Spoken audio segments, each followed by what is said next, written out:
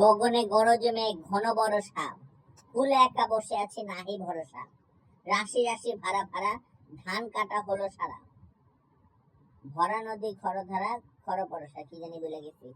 কাটিতে কাটিতে ধান এলো বরষা, ওপারেতে ছোট ক্ষেত আমি একলা, চারিদিকে বাঁকা জল করেছে খেলা, বলে গেছে। ঠাই নাই ছোট সে তরি, আমার সোনার ধানে গিয়াছে ভরি। এটা কি জানো?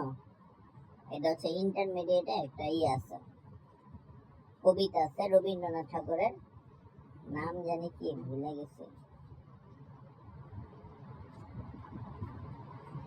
সোনার তরি, নাম হচ্ছে সোনার তরি।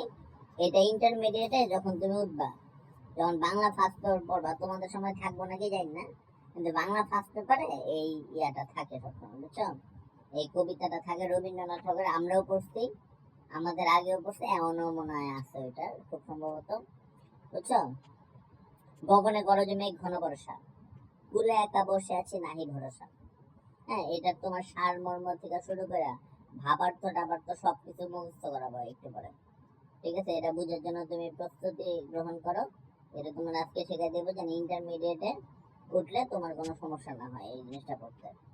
আজকে আমি ভালো মতো শব্দার্থ যা আছে এখানকার থেকে, শব্দার্থ থেকে শুরু করে পাঠ পরিচিতি, লেখক পরিচিতি, রবীন্দ্রনাথ ঠাকুরের জন্মদিন, এরপরে মৃত্যু দিবস, এগুলা কি জানো তুমি? রবীন্দ্রনাথ ঠাকুরের হচ্ছে জন্ম দিবস হচ্ছে কত?